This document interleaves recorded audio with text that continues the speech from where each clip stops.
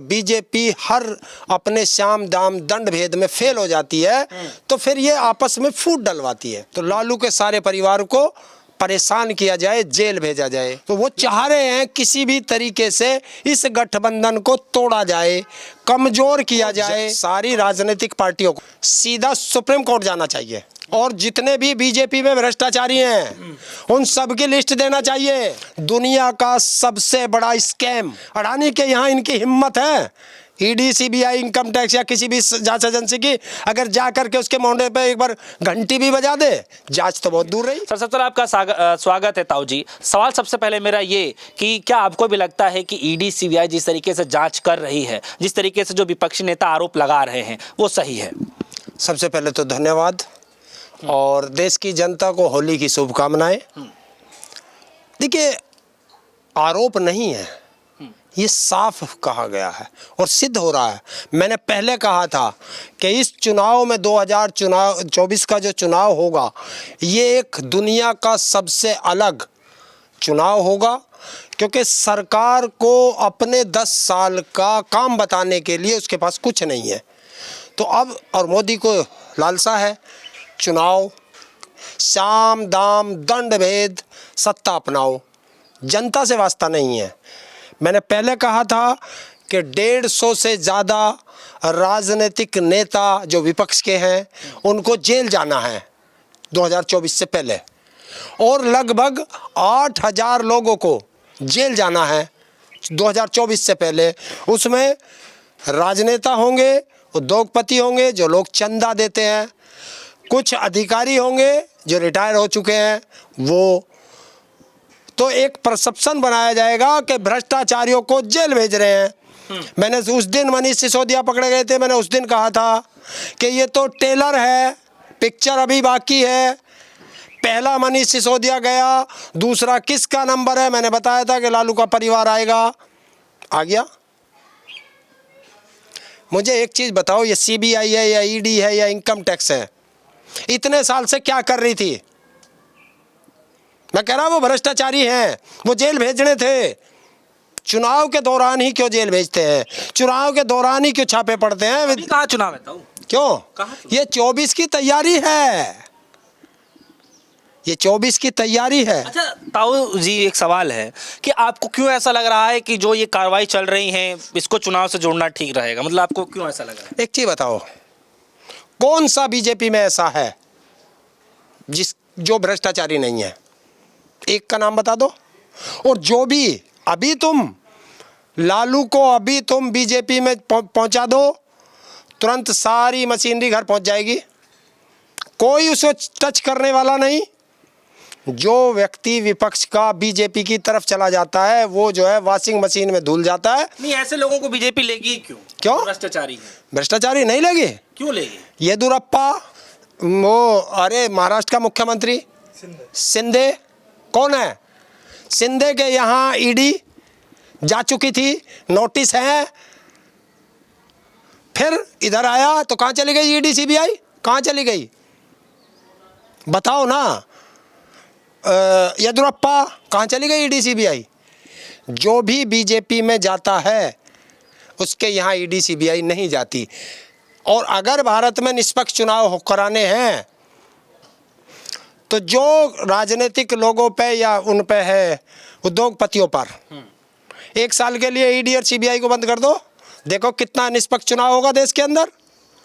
चलिए ताऊ जी, एक बात बताइए कि अभी हाल ही में 9 विपक्षी के नेताओं ने, ममता बनर्जी जी हैं, तमाम नेता हैं, जो प्रधानमंत्री मोदी को ईडी सीबीआई की जो कार्रवाई चल रही है उसको लेकर के और प्रधानमंत्री को पत्र लिखा था।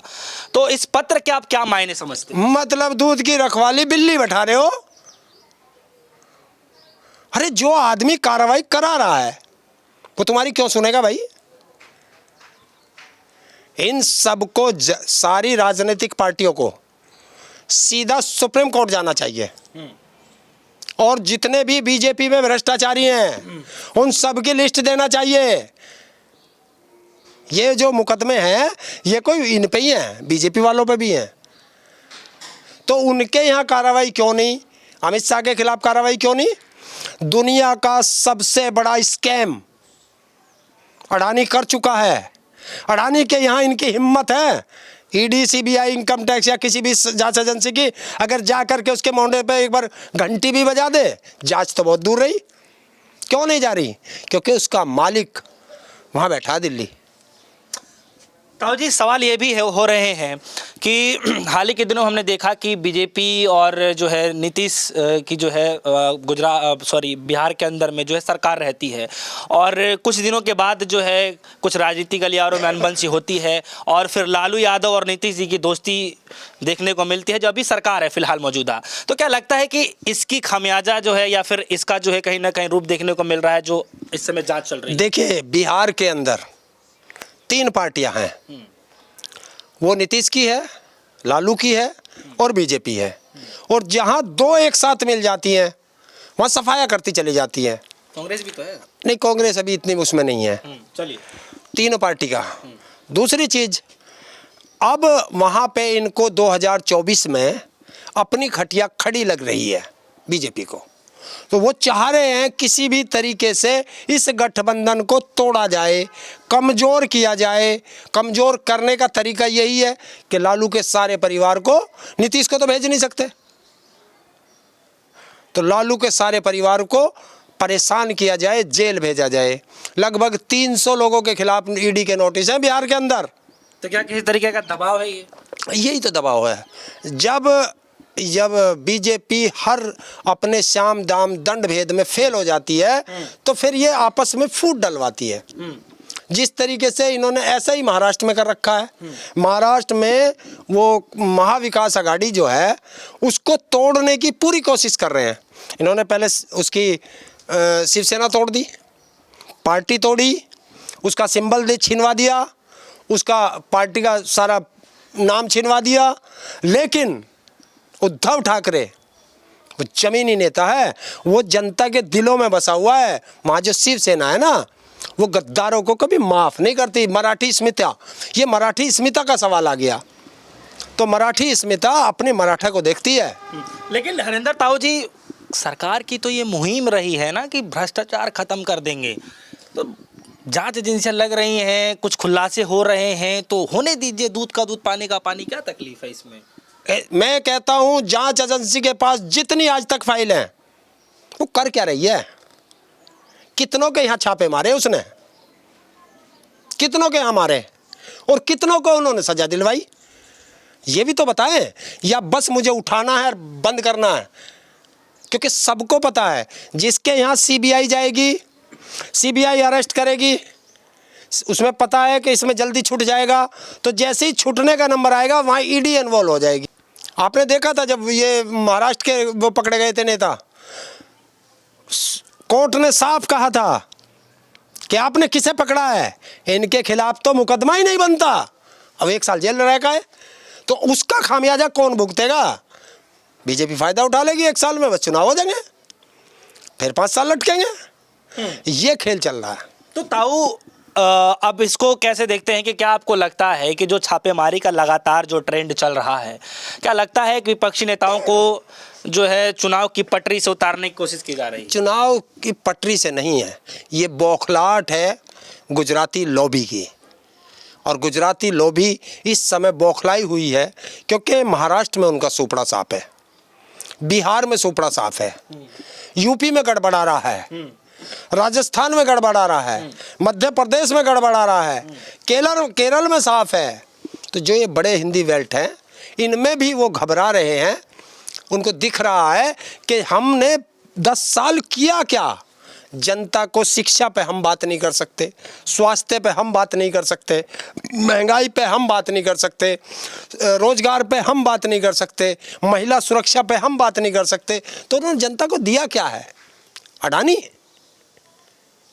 ये अडानी घोटाला जिस दिन देश की जनता तक पहुंच गया, ग्रामीण क्षेत्र में पहुंच गया अडानी घोटाला, इतने गरीब जनता का पैसा गया है। ये छोटे छोटे लोग हैं जिनका पैसा मरा 12 लाख करोड़ रुपया। आपको पता घोटाला देखा राजस्थान में कैसा घोटाला कराया अडानी से, कोयला घोटाला। अभी खुलेगा कल परसों में, 13 तारीख के बाद जब संसद आएगी, संसद में आ रहा है वो घोटाला। लेकिन इन दिनों बीजेपी नेताओं का और जो है कुछ ऐसा है नहीं, क्योंकि भ्रष्टाचार को लेकर के मुक्त करने की जो बात की गई थी, बीजेपी नेताओं का कहीं हाथ वाथ नजर नहीं आ रहा आज के जमाने में। कौन कह रहा? कहाँ है कोई ताजा तरीन बताइए कहीं भी। कर्नाटक, उनका विधायक का बेटा कॉर्पोरेट वो क्या अधिकारी था, हैं 40 लाख की रिश्वत सरेआम लेते हुए पकड़ा गया। छापे मिले तो 8 करोड़ मिल गए। क्या हुआ भाई? बताओ उसके बुलडोजर कौन से दिन पहुंच रहा? इसे कहते हैं सिलेक्टेड कार्रवाई। एक आखिरी सवाल है नेताओं जी, क्या लगता है कि 24 चुनाव आने से पहले ये कोई बड़ा खेला करने की कोशिश की जा रही है? विपक्षी नेताओं को जेल भेजने की तैयारी है। भ्रष्टाचार का हवा बनाया जाएगा और विपक्ष को एक काम करना चाहिए। विपक्ष को अपनी पूरी ताकत के साथ ये देश में संदेश देना चाहिए कि ये सिलेक्टेड कार्रवाई है, जनता को मुद्दों से ध्यान भटकाने की कार्रवाई है, क्योंकि ये चुनाव जनता लड़ेगी, नेता नहीं लड़ेगा। और जनता जब करती है ना तो वो सिर्फ ये देखती है कि हमें जिताना किसे है, वो ये नहीं देखती हमें हराना किसे है। ठीक है, बहुत बहुत शुक्रिया हरिंदर ताऊ जी, आपने बेशकीमती समय हमें दिया